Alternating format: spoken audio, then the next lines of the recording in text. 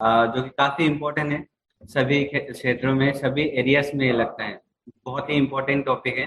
तो आप लोग एक पेन और कॉपी लेके बैठ सकते हैं, जो भी इम्पोर्टेंट पॉइंट्स है उसको आप लोग नोट डाउन कर सकते हैं, और उसको प्रैक्टिस कर सकते हैं। प्रैक्टिस करने के बाद आपका और भी क्लियरेंस आ जाएगा, बाद में आप स्टूडेंट्स को और भी बेटर वे में ट्रेन कर पाएंगे। सो आई होप सभी लोग रेडी है आज के सेशन के लिए। हम लोग का सेशन आज हम लोग स्टार्ट करते हैं। Welcome students sir, you can continue. Thank you so much. तो मैं सभी को वेलकम करना चाहता हूँ आज के इस ट्रेनिंग सेशन पे।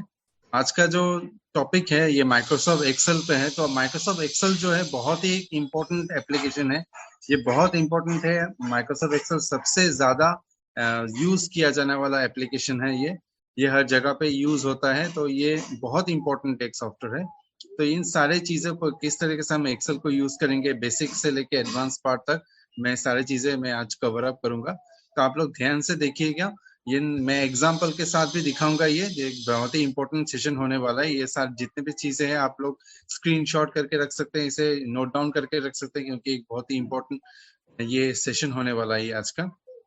तो मैं फिर से वेलकम करता हूँ सभी को। मैं आज का सेशन स्टार्ट करता हूँ।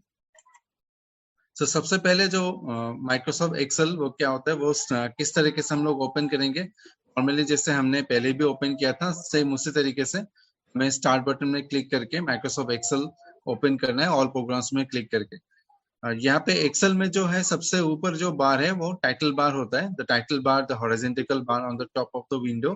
तो इन द जीयूआई फॉर्म, मतलब ग्राफिकल यूजर इंटरफेस में, ये डिस्प्ले करता है the title of the software, name of the current workbook and other text identifying the content of the window. तो यहाँ पे आपका जो फाइल जिसमें आप काम कर रहे हो, उस फाइल का नेम यहाँ पे टाइटल बार में शो होता है। क्विक एक्सेस टूल बार, यहाँ पे क्विक एक्सेस टूल बार में जो कमेंट्स रहते हैं, इन कमेंट्स को हम लोग रिप्लेस कर सकते हैं, अपने तरीके से कस्टमाइज करके रख सकते हैं, ताकि हम लोग का जो काम है हम लोग वो जल्दी से कर सके। क्विक एक्सेस टूल बार में सारे कमांड्स वहां पे रहता है। जो जो कमांड्स हमें फ्रीक्वेंटली यूज होता है वो सारे कमांड्स हम यहाँ पे रख सकते हैं, ताकि हम क्विकली उसको एक्सेस कर सके। देन इसके नीचे आता है जो टूल बार। टूल बार में ये मेनू आता है, जो file, home, insert, page layout. तो इन सारे जो टैब में हमें क्लिक करके हम, ये रिबन एक आता है, तो रिबन में सारे ऑप्शंस चेंज होता है अकॉर्डिंगली हम जैसे जैसे यहाँ पे क्लिक करते हैं। तो अभी वर्जन्स के बाद बात करें माइक्रोसॉफ्ट एक्सेल में, तो पहले जो वर्जन था, सबसे पहले माइक्रोसॉफ्ट एक्सेल जब ये लॉन्च किया गया था, रिलीज डेट 1995 में, अगस्त 24 में था। ये एक्सेल 95 था, और इसका जो एक्सटेंशन था डॉट एक्सएलएस। इसके बाद से जितने भी वर्जन निकला, 97, 99, 2001, 2003 तक, इसका जो एक्सटेंशन था ये डॉट एक्सएलएस था। इसका मतलब जो वर्जन था वो एक्सेल 2003 तक एक्सएलएस था। इसके बाद से जितने भी वर्जन निकल गया है, उसका वर्जन का जो है ये फॉर्मेट चेंज हो गया, ये अपडेट हो गया, न्यू फाइल फॉर्मेट इसका जो है एक्सएलएस एक्स। तो फ्रॉम द ईयर 2007, जो वर्जन है 2007 से लेके अभी तक जितने भी सारे वर्जन है, इन सारे वर्जन में ये जो एक्सेल का फॉर्मेट है वो by default dot XLS x में ये सेव होता है। एक चीज यहाँ पे इंपॉर्टेंट करने वाला है कि अगर आप लोग ये पुराने वर्जन यूज कर रहे, 2007 से पुरानी वर्जन यूज कर रहे, तो फिर आप ये जो नया वर्जन का है फॉर्मेट, ये फाइल या ओपन नहीं कर सकते। तो अगर कोई ये पुराना वर्जन यूज करे तो अपने आप को अपडेट कर लीजिएगा, ये सारे सॉफ्टवेयर्स को अपडेट कर लीजिएगा। मिनिमम 2007 आपको इंस्टॉल अगर नहीं करते तो डॉट एक्सएलएस एक्स फाइल आप ओपन नहीं कर पाएंगे। तो ये सारा हो गया ये एक्सेल का फाइल एक्सटेंशंस और ये रिलीज डेट के साथ।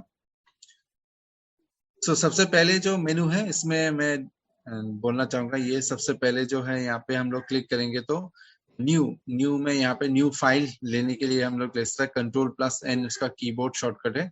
एक न्यू डॉक्यूमेंट ओपन कर सकते हैं, कोई एग्जिस्टिंग फाइल ओपन करने के लिए ओपन, सेव करने के लिए सेव, या फिर हम लोग कीबोर्ड शॉर्टकट यूज कर सकते हैं CTRL plus S. Save S करने के लिए F12 प्रेस करने से ये सेव ऑप्शन आता है। प्रिंट करने के लिए control plus P, and then export, हमारे जो फाइल को एक्सपोर्ट करने के लिए ये एक्सपोर्ट ऑप्शन यूज किया जाता है, एंड देन ये क्लोज कर सकते हैं हम, यहाँ पे एप्लीकेशन को एग्जिट कर सकते हैं। तो जो फाइल मेनू है, ये फाइल मेनू का ये सारे चीजें हमें यहाँ पे देखने को मिलता है। ये सारे जो है ऑप्शंस हम यूज कर सकते हैं। ये सारे ऑप्शंस जो है माइक्रोसॉफ्ट वर्ड, इसमें भी अलग अलग एप्लीकेशन भी सेम ही रहता है ऑलमोस्ट। अभी हम नेक्स्ट टैब में चले जाएंगे, ये होम टैब। तो होम टैब में ये सारे फॉर्मेटिंग्स का ऑप्शन आप लोगों को मिल जाएगा। ये clipboard, copy, cut, paste, then format painter, font, style, design, bold, italic, then alignments, numbering, ये नंबरिंग सारे अरेंज करने के लिए, देन स्टाइल्स, ये हमारे यहाँ पे टेबल वगैरह में स्टाइल्स देने के लिए, देन ये सेल्स को फॉर्मेटिंग करने के लिए सेल ऑप्शंस यहाँ पे, एंड एडिटिंग में जाके हम लोग सारी चीजें एडिट कर सकते हैं। तो इन सारी चीजों को मैं अभी थोड़ा प्रैक्टिकली आप लोग को दिखा दूंगा, एक शीट में क्या क्या उसका नाम रहता है, किस तरीके से हम लोग इसे यूज करेंगे, और इन होम टैब को हम लोग डिटेल्स में देखेंगे। मैं यहाँ पे ये ओपन कर लेता हूँ एक्सेल, तो आप एक्सेल शीट देख सकते हैं। माइक्रोसॉफ्ट एक्सेल ओपन करने से इस तरीके से ये शीट ओपन हो जाएगा। यहाँ पे जो आप देख सकते हैं ये हर एक सेल है, इन सेल का जो नाम है आप इस नेम बॉक्स में देख सकते हैं। तो यहाँ पे हर एक रोज एंड कॉलम्स जहाँ पे मीट हो रहा है वहां पे एक सेल क्रिएट होता है, और हर एक सेल का एक अलग अलग नाम है। जैसे कि यहाँ पे अभी जो एक्टिव सेल है, ये एक्टिव सेल का नाम है जो है H10। तो H10 इसका ये नेम है। तो यहाँ पे आप देख सकते हैं H10 इस सेल का नेम किस तरह से हुआ है, एक column and then row number, each column and then row number 10। तो इस दोनों जहाँ पे मीट हो रहा है वहां पे ये सेल नंबर क्रिएट होता है। इसके बगल में रहता है यहाँ पे एक बार है, ये बार का नाम है फॉर्मूला बार। तो जो भी कोई फॉर्मूला हम लोग एक्सेल में टाइप करेंगे ये फॉर्मूला बार में हमें दिखाता है, और ये एक शीट पे हमारे ये फॉर्मूला का रिजल्ट इस यहाँ पे शो होता है। अभी जो ये सेल है ये एक्टिव सेल है, ये सेल एक्टिव सेल के जो पास में जो बॉर्डर आपको दिखाई दे रहा है इसका नाम है सेल बॉर्डर, और इस बॉर्डर को यूज करके हम लोग कंटेंट को मूव कर सकते हैं। जैसे कि सपोज मैं यहाँ पे कुछ नंबर्स टाइप करता हूँ,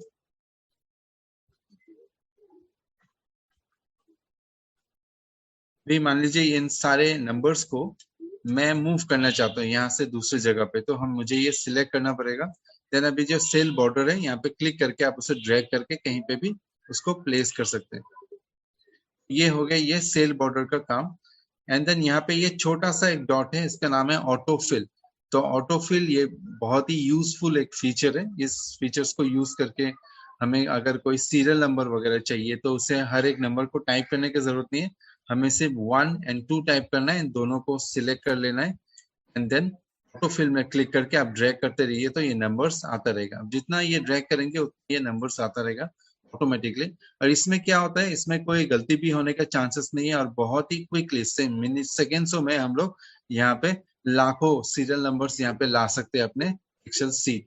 तो एक्सेल का जो शीट है ये बहुत बड़ा शीट है, ABCD जो आप देख रहे हैं ये सारा एक कॉलम, 1 2 3 4 जो है ये है रोज। तो ये बहुत बड़ा शीट है, हमें सिर्फ एक छोटा सा पार्ट ही दिखाई दे रहा है।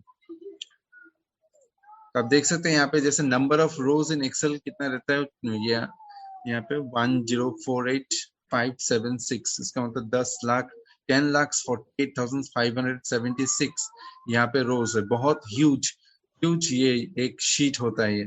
इसके बाद number of columns in Excel यहाँ पे 16,384 कॉलम्स रहते हैं। And number of sheets in Excel ये डिपेंड करता है हमारे सिस्टम के मेमोरी के ऊपर।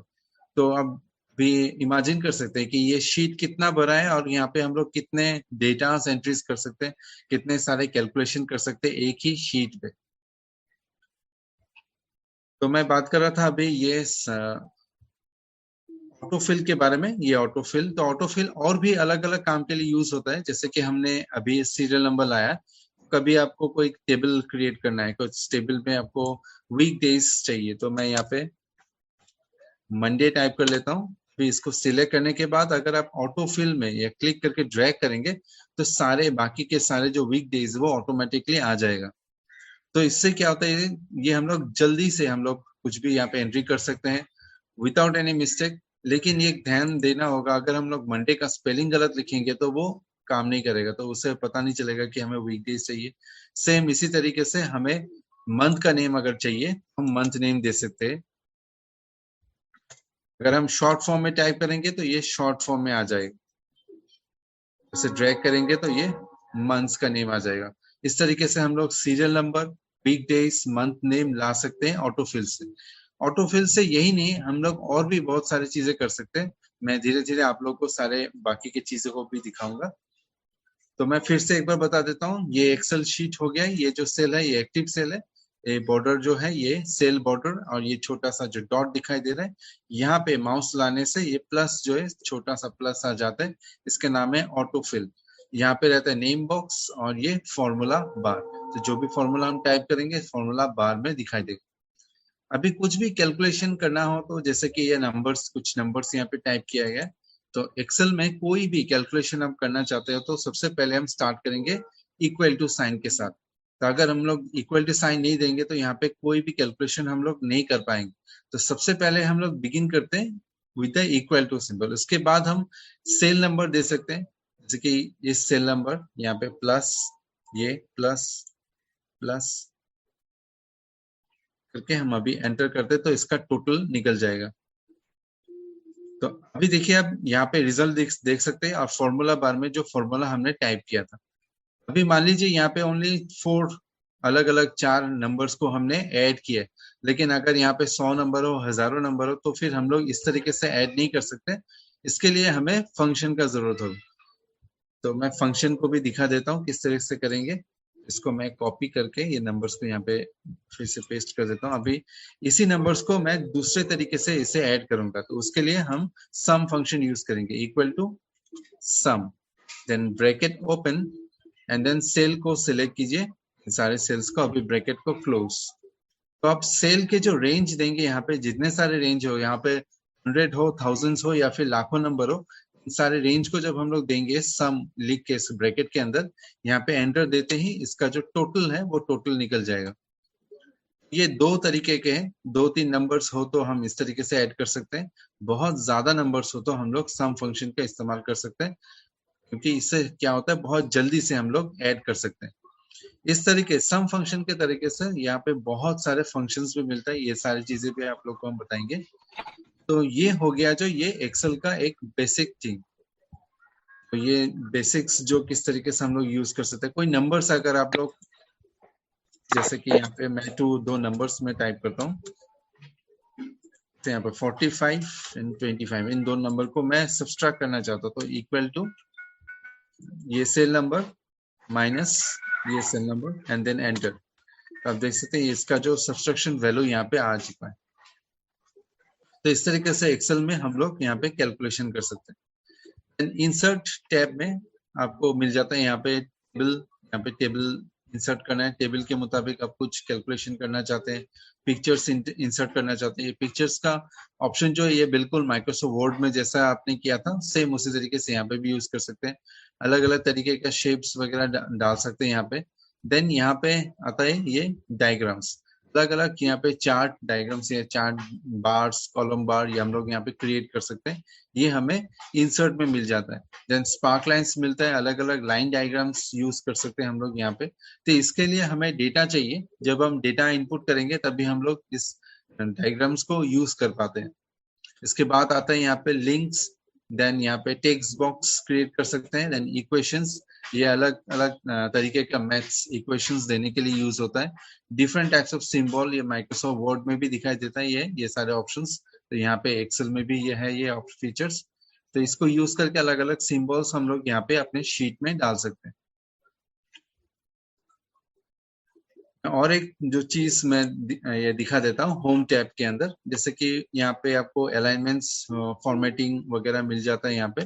तो यहाँ पे और एक ऑप्शन जो मिलता है यहाँ पे फॉर्मेट, सेल का जो फॉर्मेट है, यहाँ पे अलग अलग फॉर्मेट्स मिलता है। जिस तरीके से आप इनपुट करेंगे, जैसे आपको चाहिए उस तरीके से आप इस फॉर्मेट्स को चेंज कर सकते हैं। मान लीजिए जैसा कि यहाँ पे मैं कुछ अमाउंट डालना चाहता हूँ, सपोज ये मैं यहाँ पे अमाउंट डाल दिया, तो अब ये मैं रुपीस में कन्वर्ट करना चाहता हूँ, तो अब यहाँ पे जाके यहाँ पे आप सिलेक्ट कर सकते हैं करेंसी। तो करेंसी देखिए ये रुपीस में ये कन्वर्ट हो गया है करेंसी। अगर आपको ये डेट एंड टाइम चाहिए तो फिर आप चेंज कर सकते हैं, जैसे कि यहाँ पे मैं टाइप करता हूँ आज का डेट, यहाँ पे 15/10। तो इसको मैं अभी ये डेट फॉर्मेट में ऑटोमेटिकली कन्वर्ट हो गया। अगर आप अलग अलग फॉर्मेट में चाहिए तो मोर नंबर फॉर्मेट में जाके हम इसका जो फॉर्मेट चेंज कर सकते हैं। तो आप देख सकते हैं यहाँ पे अलग अलग फॉर्मेट्स यहाँ पे दिया गया है। तो मैं इस फॉर्मेट को इस तरीके से चेंज कर लेता हूँ इसमें। ओके, तो यहाँ पे हैश दिखाई दे रहा है। तो एक्सेल में कोई भी अगर कुछ भी कंटेंट आपको दिखाई नहीं दे रहा है तो इसका मतलब कि हैश दिखाई दे रहा है, इसका मतलब कि इसका स्पेस नहीं हो रहा है। तो स्पेस को इंक्रीज करना है, यहाँ पे क्लिक करके ड्रैग करने से इसका स्पेस भी बढ़ जाएगा। अभी हमें ये जो है ये वैल्यू दिखाई दे रहा है यहाँ पे। तो देखिए हमने यहाँ पे फॉर्मेट जो है हमने चेंज कर दिया, हमने सिर्फ डेट डाला था, फॉर्मेट चेंज कर दिया। यहाँ पे हमने वीक डेज भी जो है ये सैटरडे वो आ रहा है यहाँ पे। तो इस तरीके से हम ये फॉर्मेट ऑप्शन का इस्तेमाल करके currency, date, time, numbers, text, अलग अलग फॉर्मेट्स यहाँ पे अवेलेबल है। जो चाहिए हमें वो उस तरीके से फॉर्मेट में हम लोग उसे कन्वर्ट कर सकते हैं।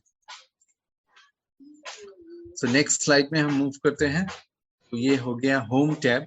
इसके बाद इंसर्ट टैब। इंसर्ट टैब में जैसे आप लोग को बताया अभी, tables, pictures, spark lines, links वगैरह डालने के लिए, text box, header and footer and symbols and equations डालने के लिए हमें ये इंसर्ट टैब में ये सारे ऑप्शंस मिल जाते हैं।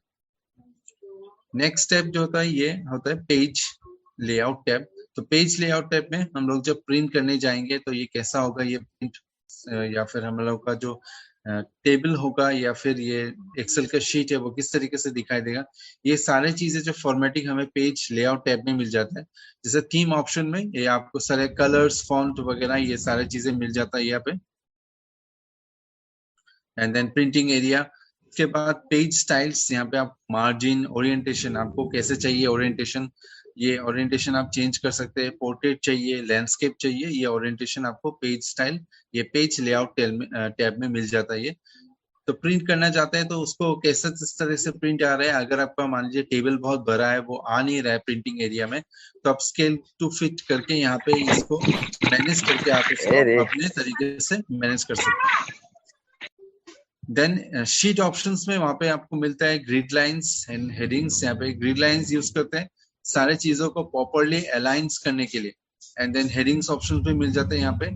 अरेंज ऑप्शन में जाके हम लोग यहाँ पे अलग अलग जो इमेजेस है, ऑब्जेक्ट्स है, इन ऑब्जेक्ट्स को अरेंज कर सकते हैं। यहाँ पे कोई ऑब्जेक्ट आपको पीछे चाहिए, उसके ऊपर टेक्स्ट चाहिए, ये सारी चीजें हमें मैनेज करने के लिए ये अरेंज टैब में जाके हम उसे अरेंज कर सकते हैं। तो ये सारे हो गया पेज लेआउट। तो इस पेज लेआउट में हम लोग लुक्स वगैरह और प्रिंटिंग करने के लिए हम लोग यहाँ पे ज्यादातर इस्तेमाल कर सकते हैं यहाँ पे। नेक्स्ट होता है जो एक्सेल का जो फॉर्मूला टैब। तो फॉर्मूला टैब में हर एक फॉर्मूला हमें यहाँ से मिल जाता है। एक्सेल में थाउजेंड्स ऑफ फॉर्मूला है, तो जो जैसा फॉर्मूला हमें चाहिए उसके मुताबिक से हम उसे यूज कर सकते हैं। जैसा कि अभी थोड़ी देर पहले हम लोग को मैंने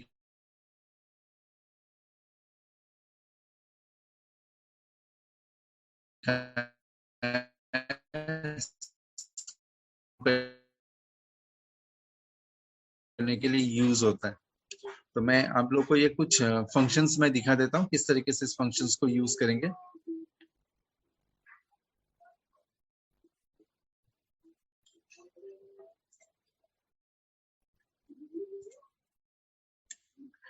तो मैं ये फॉर्मूला टैब्स में चला जाता हूँ। तो देख सकते हैं यहाँ पे जिस तरीके से फंक्शन आपको चाहिए उस तरीके का फंक्शन आपको यहाँ पे मिल जाएगा। जैसे कि रिसेंटली यूज्ड, हमने जो रिसेंटली यूज किया, जैसे सम बहुत कॉमनली यूज होता है, एवरेज, इफ।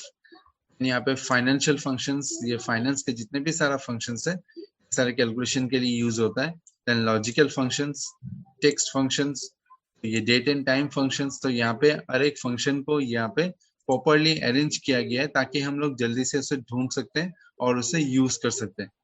तो यहाँ पे जैसे हमने आप लोग को दिखाया, यहाँ पे equal to sum function use करके किस तरीके से हमने ऐड किया। तो यहाँ पे एक ऑटो सम ऑप्शंस भी है, तो मैं इसे डिलीट करके दिखाता हूँ। जो भी नंबर्स में इसका रेंज जो है और भी बढ़ा देता हूँ, कुछ नंबर्स यहाँ पे ऐड कर देता हूँ। मान लीजिए इन सारे नंबर्स को ऐड करना है, तो फिर हम डायरेक्टली कुछ भी टाइप बिना टाइप किए हुए जस्ट यहाँ पे क्लिक करके एंटर देने से ये ऑटोमेटिकली इसका जो टोटल आ जाता है। तो ये बहुत ही फास्ट, ये ऑटो सम काम करता है, बहुत ही जल्दी से हम लोग इसे यूज करके हम लोग ऐड कर सकते हैं। तो ये भी एक फंक्शन है, तो इसे यूज करने के लिए हमें पूरा टाइप करने की जरूरत नहीं है क्योंकि ये बहुत कॉमनली यूज होता है। हम लोग डायरेक्ट ऑटो सम में क्लिक करके इसका एडिशन वैल्यू निकाल सकते हैं। और भी फंक्शंस जैसे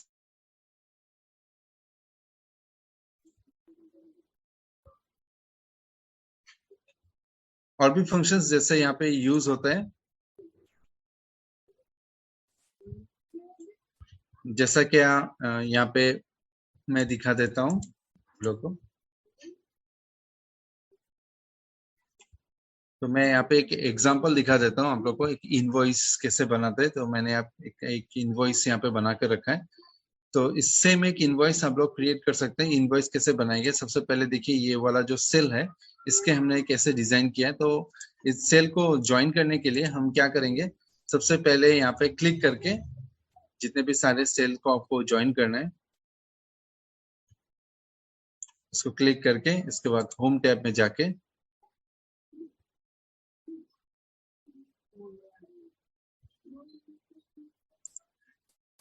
यहाँ पे आपको मिलता है टेक्स्ट, यहाँ पे मिलता है आपको merge and centre. Merge and centre option को यूज करके आप इन सारे सेल को जो है ये मार्ज कर सकते हैं। यहाँ पे मैंने क्लिक कर दिया तो ये सारे जो सेल है मार्ज हो गया। तो इसका कलर चेंज कर सकते हैं। इस तरीके से हमने यहाँ पे भी इसको चेंज किया गया। इसके बाद इसके नीचे जो है ये हेडिंग वगैरह मैंने दे दिया है। यहाँ पे जैसे serial number, items, rate, quantity and amount यहाँ पे दिया गया है। सबसे पहले यहाँ पे कैलकुलेशन हम देख लेते हैं। यहाँ पे जैसे कि यहाँ पे कीबोर्ड लिखा हुआ है, रेट उसका लिखा हुआ है, यहाँ पे कितने सारे क्वांटिटीज वो दिया गया है। इसको अभी टोटल निकालने के लिए, इसका अमाउंट निकालने के लिए हमने ये दोनों सेल को क्या किया, मल्टीप्लाई कर लिया। तो आप देख सकते हैं इक्वल टू इस cell number C5 multiplied by D5, इन दोनों सेल को हमने मल्टीप्लाई कर दिया तो इसका टोटल निकल गया। तो यहाँ पे जैसे क्या है, बाकी सबको निकालने के लिए हम क्या करेंगे, सबसे पहले जो सेल है इसको कैलकुलेट करने के बाद हम सिर्फ इस ऑटो फिल में क्लिक करके इसके ड्रैग करने से हमें बाकी के जो वैल्यूज है वो ऑटोमेटिकली मिल जाता है। तो बहुत ही जल्द हम लोग जस्ट एक सेकंड के अंदर ये सारे कैलकुलेशन हम लोग निकाल सकते हैं। मैं फिर से दिखा देता हूँ, ये डिलीट कर लेता हूँ। ये सबसे पहले जो पहला वाला जो कैलकुलेशन है हमने ये कर लिया। ये सेल और इन सेल को दोनों को आप देख सकते हैं यहाँ पे फॉर्मूला बार में ये दिखाई दे रहा है C5 मल्टीप्लाइड बाय D5। तो हमने मल्टीप्लाई कर लिया। मल्टीप्लाई करने के बाद ये ऑटो फिल में क्लिक करके जस्ट इसे ड्रैग कर लीजिए तो ये ऑटोमेटिकली बाकी के जो अमाउंट है वो आ जाता है। फिर टोटल निकालने के लिए आप फॉर्मूला बार में जाके ये ऑटो सम यूज कर सकते हैं। तो ऑटो सम में क्लिक करने से ये सारे जो टोटल है ऑटोमेटिकली यहाँ पे आ जाएगा। एंड टैक्स कैलकुलेशन करने के लिए GST, CGST and then SGST के लिए 99% यहाँ पे दिया गया है।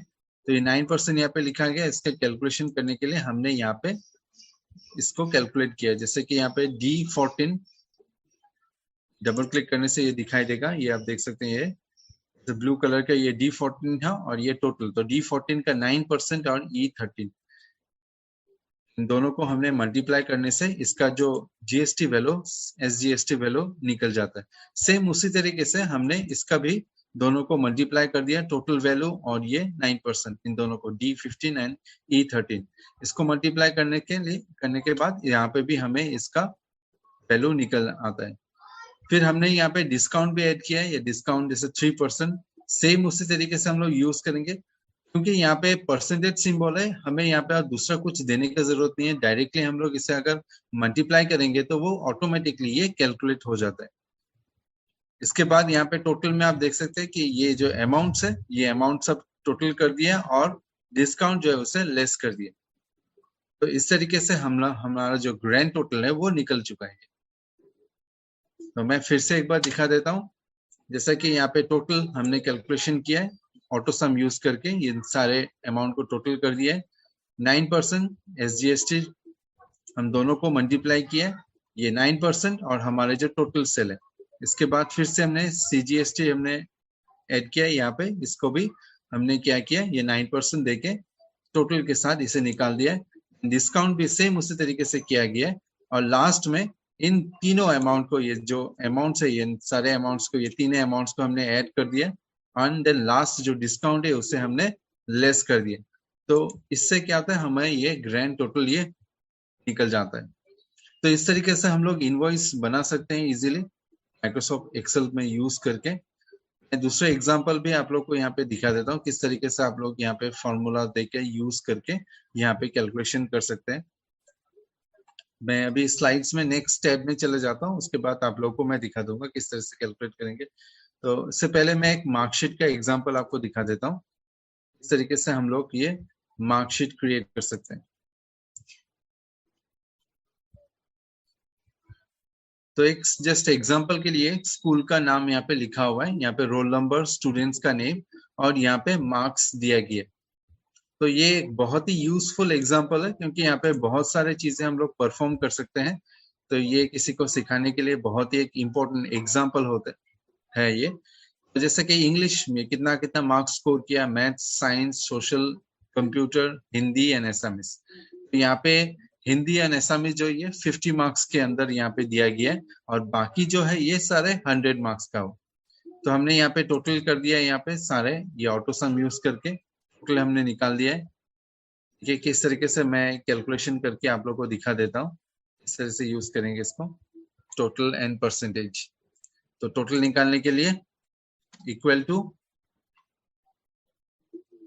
सम, ब्रैकेट ओपन, एंड देन इन सारे सेल को आप सिलेक्ट कर लीजिए, then bracket close, then enter करने से इसका टोटल निकल गया। बाकी के टोटल निकालने के लिए आप ऑटो फिल कर सकते हैं, या फिर परसेंटेज निकालने के बाद भी हम लोग कर सकते हैं। तो परसेंटेज को निकालने के लिए इक्वल टू टोटल कितना मिला है divided by number of subjects, कितने मार्क्स का हुआ है, 1 2 3 4 5 500 एंड दोनों 50 मिला के 600। तो ये 600 equal to total divided by 600, इसको एंटर कर देते हैं। यहाँ पे ये परसेंटेज निकल जाएगा। अगर ये परसेंटेज में शो नहीं हो रहा है, देन सेल को सिलेक्ट करके आप ये होम टैब में जाके इस फॉर्मेट को परसेंटेज में बदल दीजिए, तो ऑटोमेटिकली ये परसेंट सिंबल में ये आ जाएगा। देन बाकी स्टूडेंट्स को निकालने के लिए हम इन दोनों सेल को सिलेक्ट करते हैं, देन ऑटो फिल करने से ये टोटल और परसेंटेज दोनों एक साथ ये निकल जाता है। इसके बाद आता है ये डिवीजन। तो डिवीजन के लिए हमें यहाँ पे इफ फंक्शन का इस्तेमाल करना पड़ता है। इफ फंक्शन को यूज करके हम लोग डिवीजन यहाँ पे ला सकते हैं। सो डिवीजन के लिए सबसे पहले यहाँ पे हमने सबसे पहले इफ फंक्शन दिया है, तो ये लॉजिक टेस्ट, ये पहला वाला पार्ट है। यहाँ पे J4 जो है ये टोटल मार्क्स है, तो J4 टोटल मार्क्स यहाँ पे अगर 180 मिलता है, इससे कम, तो उसका जो रिजल्ट है यहाँ पे फेल आ जाएगा ये। तो कोई भी स्टूडेंट अगर उसका J4 उसका वैल्यू में अगर ये 180 से नीचे है, इसका मतलब वो फेल हो जाएगा। अगर इससे ज्यादा है तो वो क्या करेगा, ये नेक्स्ट जो टेस्ट है ये नेक्स्ट इफ में ये आ जाएगा ये।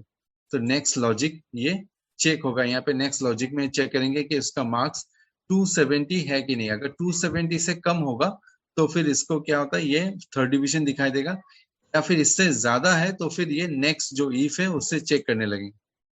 तो नेक्स्ट इफ में ये लॉजिक टेस्ट चेक करेंगे, देन यहाँ पे वैल्यू अगर इसका ट्रू है, 360 से ये कम है तो फिर ये सेकेंड, या फिर 360 से ज्यादा, 360 या फिर 360 से ज्यादा है तो फिर ये फर्स्ट डिवीजन में ये शो होगा। तो ये जो लॉजिक टेस्ट है, ये लॉजिक टेस्ट के ऊपर डिपेंड करता है हमारे जो आउटपुट क्या निकलने वाला। तो यहाँ पे लॉजिक टेस्ट अगर J4 ये टोटल वैल्यू अगर 360 से कम है तो फिर हमें ये वैल्यू इज ट्रू, ये ट्रू वैल्यू दिखाई देगा। अगर ये ज्यादा है या फिर 360 है तो फिर हमें ये वैल्यू इज फॉल्स, ये फर्स्ट दिखाई देगा। तो इस तरीके से हम इसे यूज करके, हम इफ फंक्शन को यूज करके हम ये डिवीजन ला सकते हैं यहाँ पे। देन यहाँ पे मिनिमम मार्क्स आने के लिए हमने फंक्शन का इस्तेमाल किया, equal to max, then cell number दे दिया। मैक्सिमम मार्क्स लाने के लिए इक्वल टू MIN, और मैक्स के लिए MAX। तो MAX के लिए मैक्सिमम मार्क्स और मिनिमम के लिए MIN। तो इस तरीके से हम लोग मिनिमम और मैक्सिमम मार्क्स ला सकते हैं यूजिंग दिस फंक्शन। एवरेज लाने के लिए हमें इक्वल टू एवरेज ये फंक्शन टाइप करके ब्रैकेट के अंदर ये रेंज देना है, तो ये हमें एवरेज, कितना एवरेज है वो आउटपुट निकल जाएगा ये। तो इस तरीके से हम लोग एक मार्कशीट को कैलकुलेट कर सकते हैं बहुत ही इजीली। अगर एक स्टूडेंट का टोटल वगैरह डिवीजन हम लोग निकालते हैं तो बाकी के जो है हम लोग सेल ऑटो फिल यूज करके बाकी के सारे निकाल सकते हैं। जैसे कि हम यहाँ पे इन सारे जो कैलकुलेशन है, मैं इन सारे कैलकुलेशन को डिलीट कर देता हूँ। तो पहला वाला जो है सिर्फ एक स्टूडेंट के निकालने के बाद हम ये पूरा ये सिलेक्ट करेंगे, एंड देन ऑटो फिल में क्लिक करके इसे ड्रैग करने से जितने भी सारे कैलकुलेशन है वो विद इन अ सेकेंड आपको ये दिखाई देगा ये। अगर ये पहला वाला कैलकुलेशन करने के समय अगर आपका कोई गलती नहीं है तो सारे जो कैलकुलेशन है वो ऑटोमेटिकली 100% एक्यूरेट एंड एग्जैक्ट आपको निकल जाएगा। ये तो ये हो गया ये एक मार्कशीट का एग्जांपल, किस तरीके से हम इसे कैलकुलेट कर सकते हैं। हम ये नेक्स्ट स्लाइड में मूव करते हैं। ये हो गया formula bar and then next tab में जाते हैं, ये डेटा टैब। डेटा टैब में हमें ऑप्शंस मिलता है gate external data from web from other sources. हम लोग ये डेटा एक्सट्रैक्ट कर सकते हैं अलग से, इंटरनेट के सोर्स से ला सकते हैं थ्रू इंटरनेट वेब से, या फिर कोई अलग सोर्स से हम लोग यहाँ पे डेटा लाके हम लोग कैलकुलेशंस कर सकते हैं। कनेक्शंस के लिए ये सारे कनेक्शंस का ऑप्शन यहाँ पे कनेक्शंस में मिल जाता है। इस डेटाबेस के साथ हम लोग कनेक्ट करेंगे तो वहां से ये कनेक्ट कर सकते हैं। शॉर्ट एंड फिल्टरिंग, शॉर्टिंग कर सकते हैं हम लोग, असेंडिंग एंड डिसेंडिंग ऑर्डर्स में शॉर्ट करने के लिए यूज किया जाता है। फिल्टर एक बहुत ही इंपॉर्टेंट फीचर है एक्सेल का। फिल्टर को यूज करके कुछ भी हम लोग सर्च कर सकते हैं, कुछ भी डेटा हमें चाहिए अकॉर्डिंगली हमारे मुताबिक वो डेटा हम लोग देख सकते हैं। देन आता है यहाँ पे डेटा टूल्स। तो डेटा टूल्स में यहाँ पे हमें मिलता है text to columns, data validation, remove duplicates, then flash fill. ये सारे ऑप्शन हमें डेटा टूल्स में देखने को मिलता है। तो मैं इस डेटा स्टेप को डिटेल्स में यहाँ पे दिखा देता हूँ किस तरीके से हम इसे यूज करेंगे, और ये फिल्टर ऑप्शन को भी कैसे यूज करेंगे हमें अभी इस मार्कशीट जो एग्जांपल हमने दिखाया उसमें हम आप लोग को दिखा देंगे। तो हम यहाँ पे चले जाते हैं डेटा टैब में। तो डेटा टैब में आपको यहाँ पे मिल जाता है गेट डेटा। ये कहाँ सोर्स से आप लेना चाहते हैं, ऑनलाइन सोर्सेस कोई एक फाइल से, तो आप उस फाइल का नाम यहाँ पे सिलेक्ट करके किस टाइप का फाइल है वहां से देखिए आप ये सारे डेटा, जिस तरीके से ये स्टूडेंट्स का डिटेल्स है उसी तरीके से कोई भी डेटा आप लोग वहां पे दूसरे सोर्सेज से अपने एक्सेल में ला सकते हैं यहाँ पे।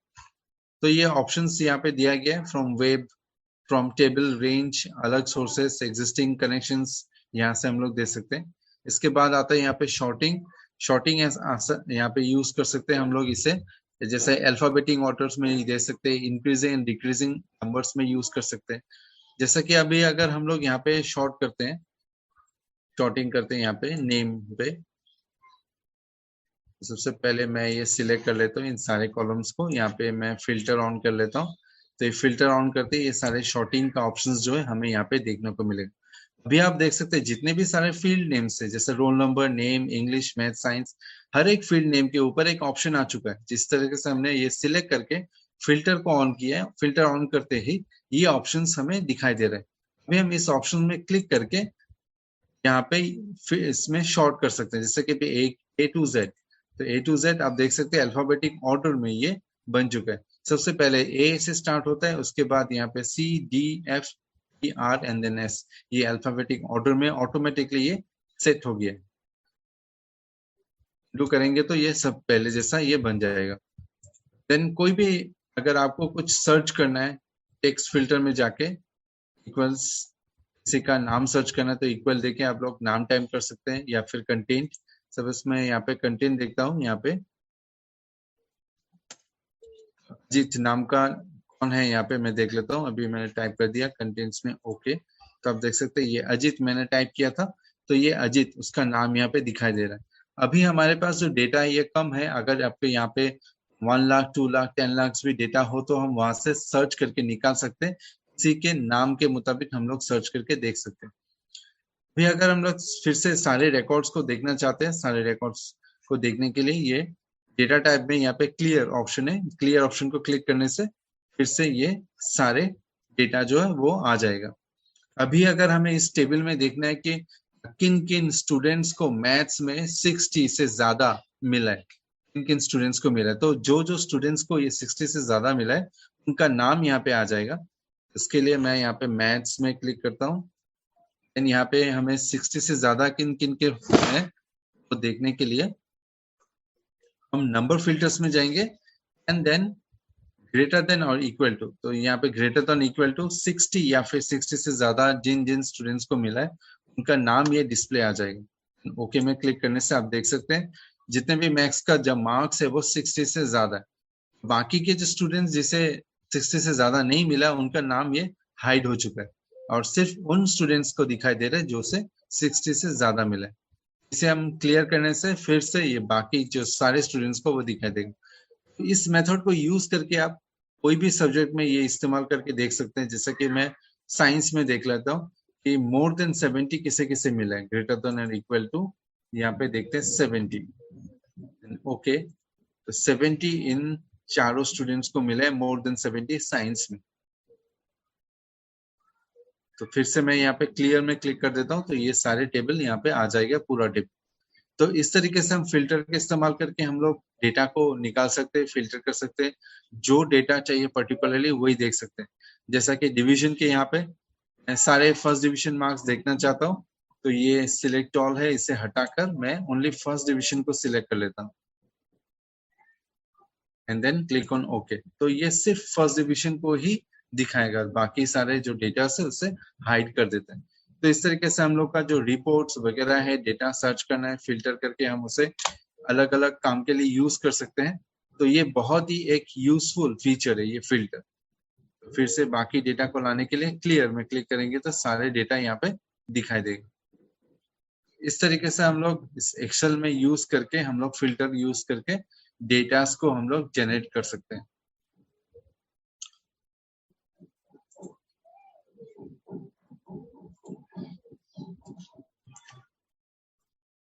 नेक्स्ट मैं यहाँ पे दिखा देता हूँ यहाँ पे और एक ऑप्शंस। तो यहाँ पे हमारे यहाँ पे एक एग्जांपल है, जैसे कि यहाँ पे सेल्स रिकॉर्ड। तो इसको ध्यान से देखिएगा, यहाँ पे मैंने ये पहले से बना हुआ है ताकि हम शॉर्ट टाइम में आप लोग को दिखा सकते हैं। यहाँ पे सेल्स रिकॉर्ड हेडिंग दिया गया है, यहाँ पे ऑर्डर आईडी है, प्रोडक्ट लिखा हुआ है, क्या प्रोडक्ट यहाँ पे फ्रूट्स और वेजिटेबल्स है, यहाँ पे जैसे carrot, broccoli, beans, orange, Apple, mango, ये अलग अलग प्रोडक्ट्स हैं। एंड देन ये कैटेगरी वाइज इसको यूज किया गया, ये अलग अलग कैटेगरी में से डिवाइड किया है। जैसे कैरेट ये वेजिटेबल्स, ब्रोकोली वेजिटेबल्स, देन बनाना ये फ्रूट्स के अंदर आ जाता है, उसका अमाउंट और ये किस कंट्री में ये इंपोर्ट किया गया, उस कंट्रीज का अलग अलग कंट्रीज का ये नाम।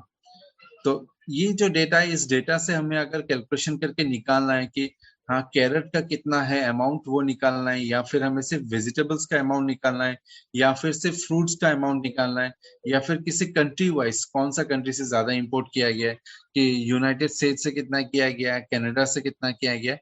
तो ये सारे कैलकुलेशन, ये एक कॉम्प्लिकेटेड कैलकुलेशन है, ये क्या सारे कैलकुलेशन जो है हम लोग विद इन ए सेकेंड हम लोग कर सकते हैं विदाउट एनी हैसल। तो इसके लिए जो ऑप्शन हम लोग यूज करेंगे वो एक ऑप्शन है, बहुत ही इंपॉर्टेंट ऑप्शन, ये है पिवोट टेबल। पिवोट टेबल जो हमें ये इंसर्ट टैब में मिल जाता है।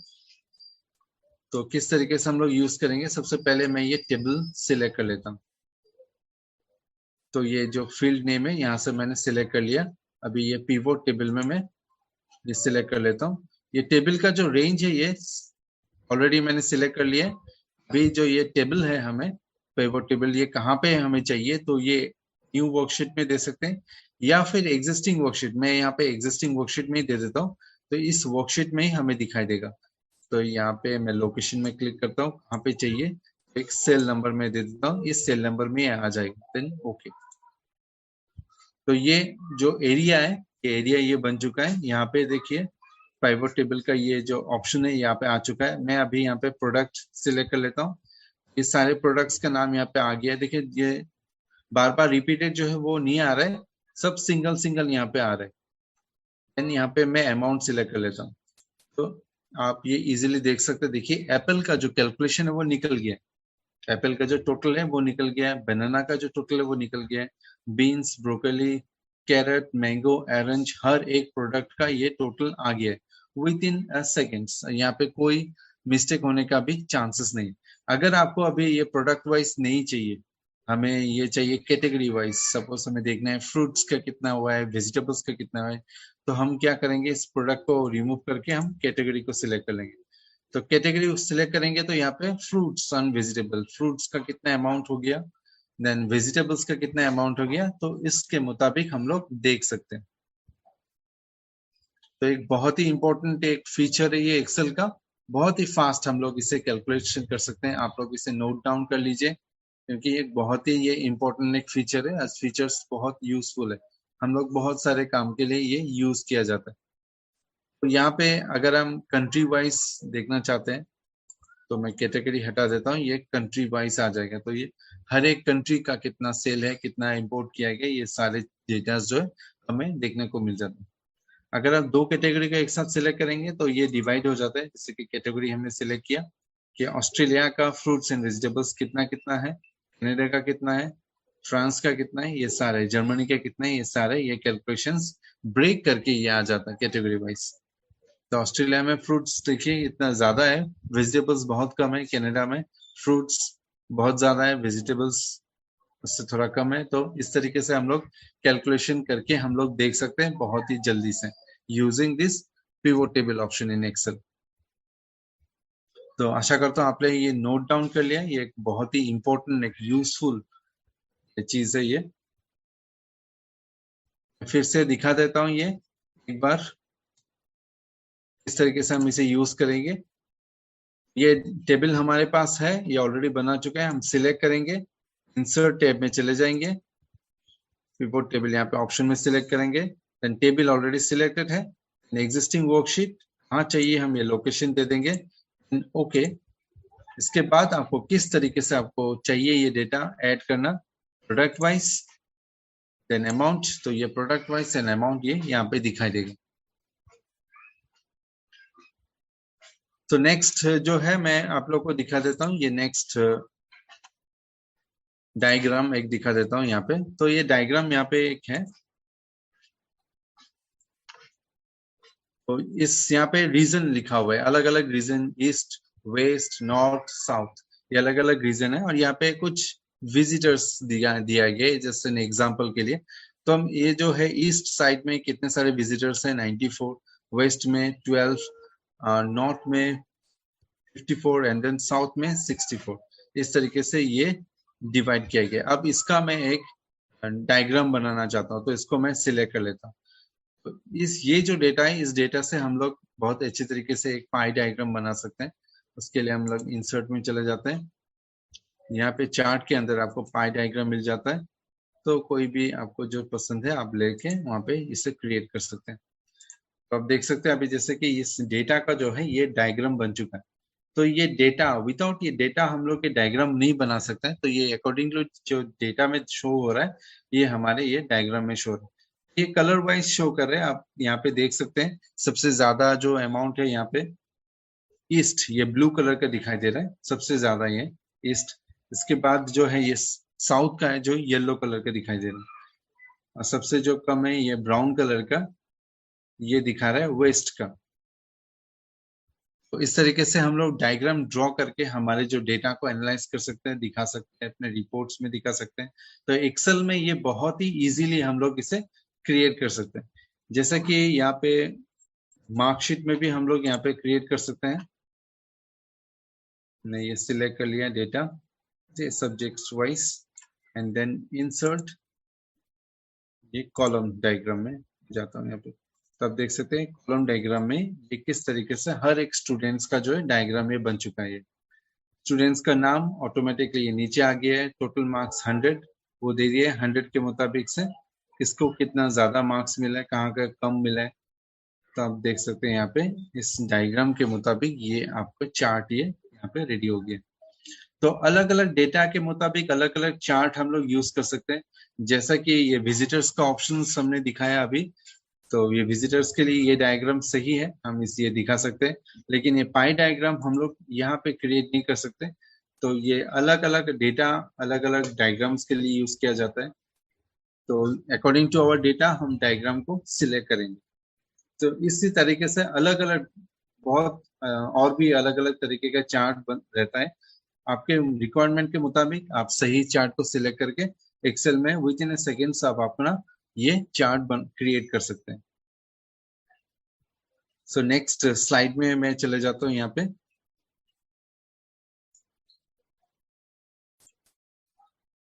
तो ये हो गया डेटा। तो डेटा एक बहुत ही इंपॉर्टेंट टैब है, यहाँ पे बहुत सारे इंपॉर्टेंट जो फीचर्स यहाँ पे देखने को मिलता है। नेक्स्ट जो टैब है ये रिव्यू। सो रिव्यू टैब में हमें यहाँ पे प्रूविंग, यहाँ पे स्पेलिंग एंड ट्रेसेस यहाँ पे ऑप्शंस मिल जाते हैं। यहाँ पे ये स्पेलिंग चेक कर सकते हैं, यहाँ पे आपका कोई वर्ड का स्पेलिंग सही है गलत है, इसको यूज कर सकते हैं। लैंग्वेज का ऑप्शन यहाँ पे ट्रांसलेट कर सकते हैं।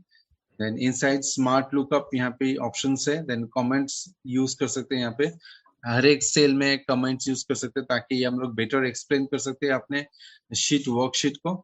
देन चेंजेस यहाँ पे हम लोग प्रोटेक्ट करके रख सकते हैं अपने डॉक्यूमेंट को ताकि कोई दूसरे कोई इसको एडिट ना कर पाए। तो इसको हम लोग पासवर्ड दे के भी प्रोटेक्ट कर सकते हैं। वर्कशीट को हर एक सेल को प्रोटेक्ट कर सकते हैं। सेल को इस तरीके से प्रोटेक्ट कर सकते हैं कि कोई मान लीजिए एक सेल को हम लोग वहां पे सिर्फ देख सकते हैं, उससे एडिट नहीं कर सकते हैं, ऐसा कर सकते हैं। तो ये सारे जो प्रोडक्ट है ये चेंजेस में आ जाता है। तो रिव्यू टैब में ये सारे ऑप्शंस हमें देखने को मिलता है।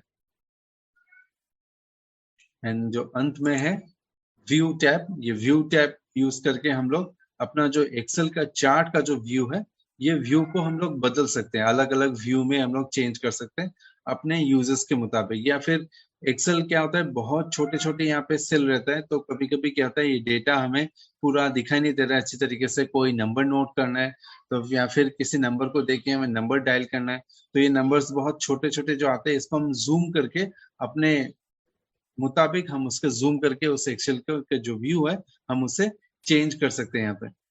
यहाँ पे वर्कबुक व्यूज है, यहाँ पे नॉर्मल व्यू ले सकते हैं। पेज लेआउट व्यू है, पेज लेआउट जो है हम लोग जब प्रिंट करते हैं तो प्रिंटिंग के मुताबिक दिखा देता है। कस्टम व्यूज है, कस्टम व्यूज में जाके अपने हिसाब से हम ये व्यू को चेंज कर सकते हैं। देन यहाँ पे शो एंड हाइड कुछ ऑप्शन है, जैसे कि ग्रिड लाइन, ये अलाइनमेंट्स को प्रॉपर्ली करने के लिए यूज हो जाता है। रूलर यूज होता है प्रिंटिंग के हर सारी चीजों को मेजरमेंट करके यहाँ पे देने के लिए सही जगह पे। फॉर्मूला बार को हम लोग यहाँ पे रिमूव कर सकते हैं, फिर से ला सकते हैं। हेडिंग्स यहाँ पे है ऑप्शन, और ये जूम को यूज करके हम लोग अपने शीट को जूम इन एंड आउट करके हम लोग देख सकते हैं। अगर मान लीजिए आप ज्यादा से ज्यादा डेटा देखना चाहते हैं एक साथ, तो ये जूम जो है 100% रहने से ये नॉर्मल व्यू होता है। 100% नीचे रहेगा तो ये ज्यादा डेटा आपको शीट का ज्यादा पोर्शन आपको देखने को मिलेगा। अगर 100 से आप ज्यादा है तो ये जूम ऑप्शन मिलेगा, ये जूम करके देख सकते हैं और भी बड़ा दिखाई देगा। और जो डेटा है सारे डेटा दिखाई नहीं देगा, ये आपको स्क्रॉल करके बाकी के डेटा को देखना पड़ता है। देन विंडोज जो ऑप्शन है, विंडोज ऑप्शन यूज करके हम 2-3 अलग अलग विंडोज अलग अलग शीट को यूज करके हम इसमें काम कर सकते हैं। 2 अलग अलग शीट को ओपन करके उसको यूज कर सकते हैं। पैनल को फ्रीज कर सकते हैं। पैनल को फ्रीज करने से क्या होता है, हम जब स्क्रॉल करेंगे ह्यूज नंबर ऑफ डेटा रहता है, तो हमारा जो हेडिंग्स है वो हेडिंग्स फिक्स रहते हैं और बाकी का जो डेटा है वो रोल होता है। मैं आप लोग को ये प्रैक्टिकली दिखा देता हूँ किस तरीके से हम इसे यूज करेंगे।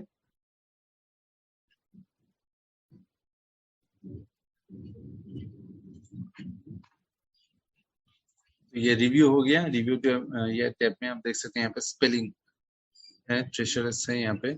देन हम यहाँ पे प्रोटेक्ट शीट यहाँ पे यूज कर सकते हैं, शीट को प्रोटेक्ट करके पासवर्ड देके यहाँ पे रख सकते हैं। कमेंट्स यूज कर सकते हैं हर एक सेल में यहाँ पे, जैसे कि ये टोटल, मैंने इस टोटल को सिलेक्ट कर लिया, यहाँ पे न्यू कमेंट, तो यहाँ पे हम कमेंट हम यहाँ पे टाइप कर सकते हैं। यहाँ पे जैसे ये टोटल विदाउट जीएसटी, तो यहाँ पे मैंने एक नोट यहाँ पे दे दिया कमेंट। अगर आप माउस यहाँ पे लाएंगे तो आपको ये ऑप्शन दिखाई देगा, तो ये टोटल है विदाउट जीएसटी। तो इस तरीके से कोई भी आप लोग कमेंट यहाँ पे दे सकते हैं। व्यू टैब में यहाँ पे अलग अलग लुक्स है, जैसे कि ये नॉर्मल व्यू है। पेज व्यू में जाने से आपको पेज व्यू दिखाई देगा, हर एक पेज, ये पेज 1 पेज 2 इस तरीके से आता है ये। देन पेज लेआउट देने से आपको ये पेज लेआउट, ये पेज में प्रिंट आने से किस तरीके से आएगा, पेज लेआउट है।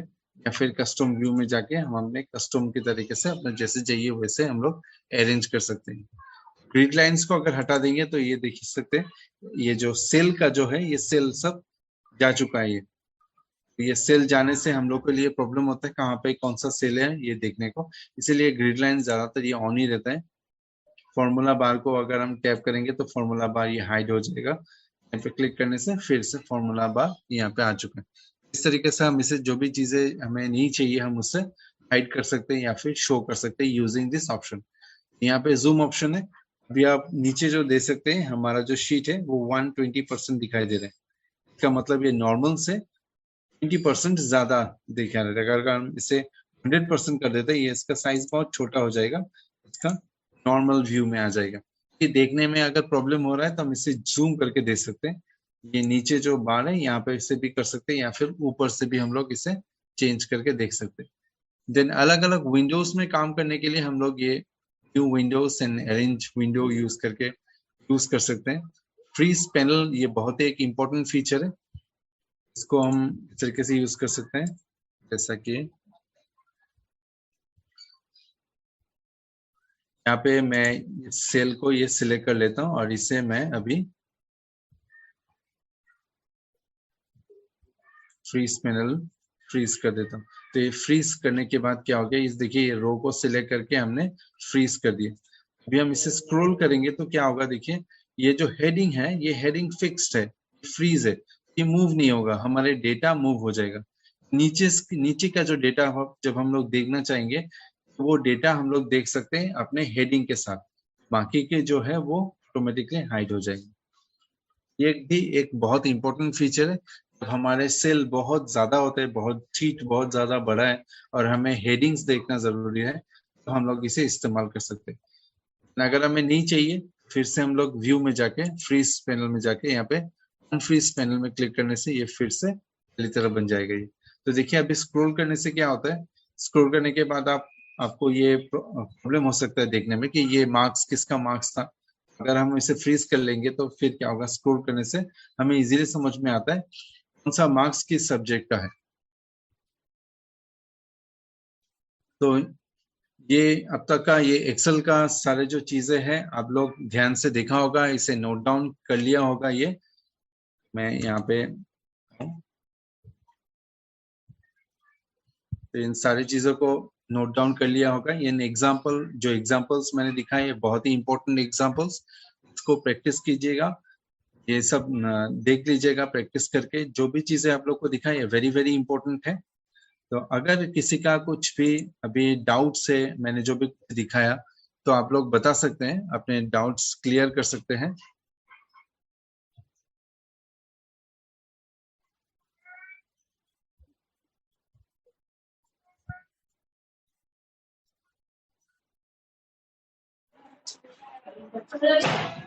अगर हमें खुद से फॉर्मूला क्रिएट करना हो एक्सेल में तब